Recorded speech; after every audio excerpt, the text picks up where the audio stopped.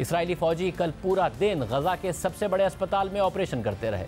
चप्पा छप्पा छान मारा, अस्पताल की बेसमेंट की तलाशी ली, इमरजेंसी और सर्जिकल कॉम्प्लेक्स के अंदर घुस गए मरीजों, अस्पताल के अमले और पनाह गजीनों पर तशद्दुद करते रहे, उनसे पूछगछ करते रहे। दर्जनों अफराद को गिरफ्तार भी किया, लेकिन अब तक अल शिफा अस्पताल के नीचे जेर जमीन हमास के हेडक्वार्टर्स की मौजूदगी से मुतालिक अपने दावों के हक में कोई सबूत सामने नहीं ला सके हैं, जिस पर आलमी मीडिया में सवालात उठ रहे हैं। मगर इसराइली फोर्सेस आज एक दफ़ा फिर अल शिफा अस्पताल के अंदर घुस गई है और सबूत तलाश करने की कोशिश कर रही है, क्योंकि आलमी मीडिया मुसलसल इस हवाले से सवालात उठा रहा है। खुद अमरीकी नशरियाती इदारे CNN ने तबसरा किया है कि इसराइल दावा कर रहा है कि उसके पास अपने दावे के हक में सबूत मौजूद हैं। इसराइली अफवाज ने यह बयान तो जारी किया कि अल शिफा अस्पताल में उन्हें हमास के ज़रिए इस्तेमाल फौजी साजो सामान मिला है, लेकिन उन्होंने अब तक हमास की सुरंगों के हवाले से कोई भी सबूत पेश नहीं किया है, जिसका वो दावा कर रहे थे। ताहम आलमी दबाव बढ़ने पर इसराइली वज़ीर आज़म के एक मुशीर ने CNN को बताया है कि इसराइल अल शिफा अस्पताल के नीचे हमास के कमांड सेंटर के बारे में मजीद सबूत पेश करेगा। सिर्फ यही नहीं, अमरीकी टीवी फॉक्स न्यूज़ के नुमाइंदे ने इसराइली फोर्सेस के अल शिफा अस्पताल में ऑपरेशन को खुद कवर किया और उन्होंने भी कहा कि इसराइली फौजियों ने अल शिफा अस्पताल में हमास की सुरंगों का कोई सबूत नहीं दिखाया। इसके अलावा अल जज़ीरा ने भी इस हवाले से संजीदा सवालात उठाए हैं। अल जज़ीरा की रिपोर्ट के मुताबिक इसराइली फोर्सेस ने अल शिफा से अस्पताल से राइफल्स, ग्रेनेड्स और फौजी जैकेट्स मिलने का दावा तो किया है, लेकिन अब तक अस्पताल के नीचे हमास के कमांड सेंटर का कोई सबूत पेश नहीं किया है।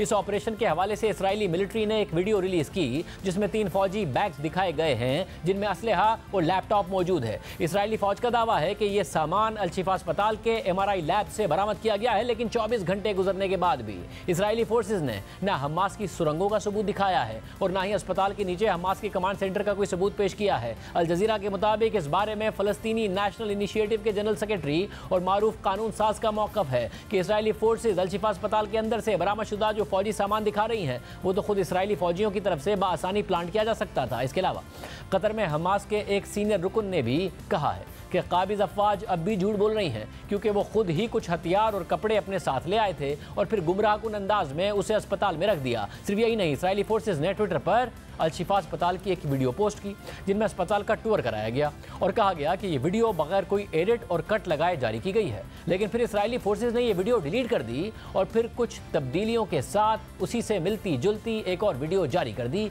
जिससे इसराइली फोर्सेस के दावे पर मज़ीद सवालात उठ गए हैं। आलमी मीडिया इसराइली फौज पर सवालात उठा रहा है, जिससे इसराइली फोर्सेस और इंटेलिजेंस इदारों पर दबाव बढ़ता जा रहा है और इस सब के बाद इसराइली हुक्काम का कहना है कि वो जल्द इस हवाले से सबूत सामने लाएंगे।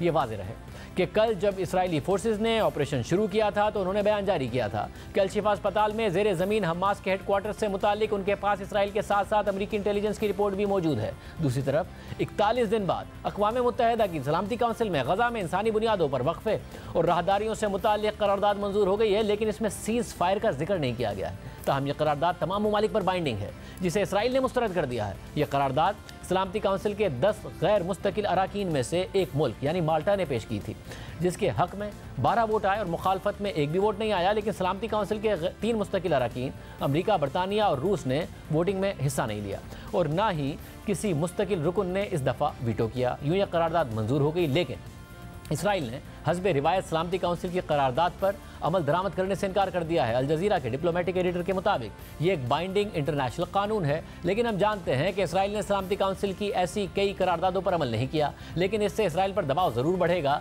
क्योंकि अमरीका ने इस करारदाद को मंजूर होने दिया है। अमरीका चाहता तो वो इसे वीटो कर सकता था। 18 अक्टूबर को जब इसी तरह की करारदाद पर वोटिंग हुई थी तो तमाम ममालिक ने या तो हिमायत की थी या फिर वोट ही नहीं डाला था, लेकिन अमरीका वो वाहिद मुल्क था जिसने खिलाफ वोट दिया था और अपना वीटो पावर इस्तेमाल किया था। ये सूरत हाल वाज़ेह कर रही है कि अमेरिका दोहरी मुश्किल में फंसा हुआ है। उसने एक तरफ इसराइल की हिमायत जारी रखी हुई है तो दूसरी तरफ आलमी और अंदरूनी दबाव की वजह से उसे बज़ाहिर पीछे हटना पड़ रहा है। सिर्फ यही नहीं, कल बरतानवी पार्लियामेंट में गजा में सीज़ फायर से मुतालिक एक तरमीम पेश की गई थी, जो वैसे तो मुस्तरद हो गई क्योंकि सीज़ फायर के हक में 183 वोट डाले गए, जबकि मुखालफत में 290 वोट डाले गए। लेकिन इसकी अहम बात यह थी कि लेबर पार्टी के अपने 56 अराकीन ने पार्टी लाइन से हटकर सीज़ फायर के हक में वोट दिया, जिससे वाज़ेह हो रहा है कि इसराइल के इत्तेहादी ममालिक भी अब आहिस्ता आहिस्ता इसराइली कार्रवाइयों का दिफा नहीं कर पा रहे हैं। अमरीका और बरतानिया के अलावा कनाडा में भी हुकूमत को सख्त अवामी दबाव का सामना है।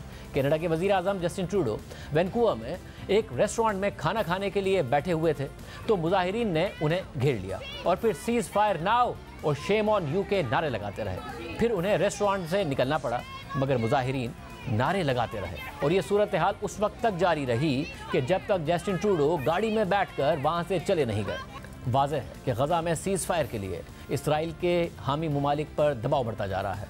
अमरीकी इंतजामिया को भी ऐसी सूरत हाल का सामना है, मगर अब तक अमरीका ने सीज़ फायर के लिए कोई इकदाम नहीं उठाया है। ताहम अमरीका जंग का फैलाव रोकने की कोशिश कर रहा है और इस हवाले से ईरान को पैगामात पहुंचा रहा है। कल अमरीकी सदर जो बाइडेन और चीनी सदर शी जिनपिंग की सैन फ्रांसिस्को में मुलाकात हुई तो गजा की सूरत हाल पर भी तबादला ख्याल किया गया। अमरीकी हुकाम के मुताबिक जो बाइडेन ने अपने चीनी हम मनसब से गजा की जंग के खित्ते में फैलने के खदशात का जिक्र किया और कहा कि चीन ईरान पर जोर डाले कि वो ऐसे इकदाम से गुरेज करे जो इश्तियाल अंगेज़ हों। अमरीका ईरान को पैगाम रसाई कर रहा है कि वो इस तनाज़े में शरीक ना हो और हमास का साथ छोड़ दे। तो दूसरी तरफ खबर सामने आई है कि खुद ईरान ने हमास से वाज़ेह तौर पर कह दिया है कि वो हमास की जंग में शरीक नहीं होगा। रॉयटर्स ने इस बारे में दावा किया है कि ईरान और हमास के 3 सीनियर एहलकारों के मुताबिक नवंबर के आगाज़ में ईरान के सुप्रीम लीडर आयतुल्लाह खामनाई और हमास के सरबराह इस्माइल हनिया की तेहरान में मुलाकात हुई थी। तो आयतुल्लाह खामनाई ने इस्माइल हनिया को वाज़ेह पैगाम दिया कि आपने हमें 7 अक्टूबर को इसराइल पर हमले से मुताल्लिक कोई वार्निंग नहीं दी और हम आपकी तरफ से इस जंग में शरीक नहीं होंगे। रॉयटर्स के मुताबिक आयतुल्लाह खामनाई ने कहा कि ईरान हमास की सियासी और इखलाकी मदद करता रहेगा लेकिन बराह रास्त मुदाखलत नहीं करेगा। आयतुल्लाह खामनाई ने इस्माइल हनिया पर जोर दिया कि वो अपने ग्रुप में उन आवाज़ों को खामोश करें जो अवामी सतह पर ईरान और हिजबुल्लाह से इसराइल के खिलाफ जंग में पूरी ताकत के साथ शरीक होने का कह रहे हैं। रॉयटर्स के मुताबिक इस खबर की इशाअत तक हमास ने रॉयटर्स की तरफ से भेजे गए सवालों का जवाब नहीं दिया था, लेकिन खबर शाया होने के बाद हमास ने टेलीग्राम पर अपने पैगाम के जरिए इस खबर को बेबुनियाद और गलत करार दिया है।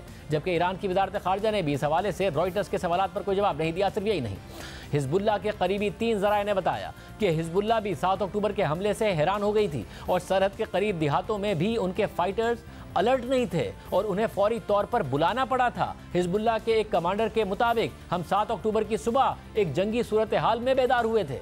ईरान और हिजबुल्लाह का अवामी बयानिया भी यही है कि वो 7 अक्टूबर के हमले से आगाह नहीं थे। ये मुकम्मल तौर पर हमास का अपना ऑपरेशन था। साथ ही हिजबुल्लाह ने इसराइल के खिलाफ ऐलान जंग भी नहीं किया है जिसका हमास और फ़लस्तीनी अवाम तवक्को कर रहे थे, जिस पर अब तज़िये हो रहे हैं कि फ़लस्तीनी अवाम हिजबुल्लाह से मायूस हो गए हैं। इस हवाले से अल जज़ीरा ने एक आर्टिकल शाया किया है जिसके मुताबिक अपनी पहली तकरीर के बाद हिजबुल्लाह के सरबराह हसन नसरुल्लाह ने हफ्ते को एक और खिताब किया और इसराइल के खिलाफ मुकम्मल जंग ना करने का पैगाम दोहराया। हसन नसरुल्लाह ने कहा कि इसराइल के खिलाफ जंग तवील होगी और फतह हासिल करने में सालों लग सकते हैं, लेकिन उनका यह पैगाम बेरूत में फ़लस्तीनी कैंप में रहने वाले कई लोगों को ज़्यादा मुतमईन नहीं कर सका।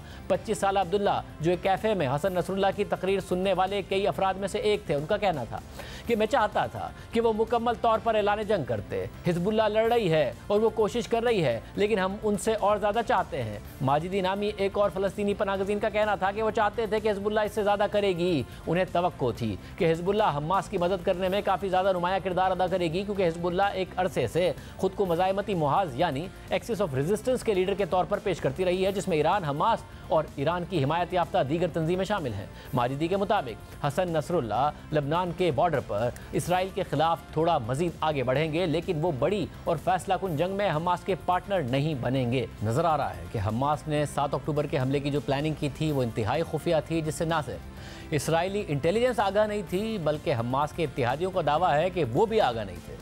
हमास के इस हमले की वीडियोस खुद इसराइली फोर्सेस ने CNN को फराहम की हैं। ये वीडियोस हमास के जंगजुओं पर लगे गोप्रो कैमरे की हैं, जिनमें कार्रवाई के आगाज़ से लेकर जंगजुओं के मारे जाने तक के मनाजिर हैं कि कैसे 7 अक्टूबर को इसराइल में दाखिले से लेकर आगे ऑपरेशन किया गया। दूसरी तरफ गजा में इसराइली फोर्सेस की बमबारी भी जारी है। आज एक मस्जिद पर हमले में 50 नमाजी शहीद हो गए, जबकि इसराइली फौजियों ने दावा किया है कि उन्होंने गजा की बंदरगाह का कंट्रोल भी हासिल कर लिया है। अहम बात यह भी है कि गजा में अस्पतालों में कम्युनिकेशन सिस्टम नाकारा हो गया है, जिसकी वजह से कई दिन से अमवात की असल तादाद सामने नहीं आ रही है।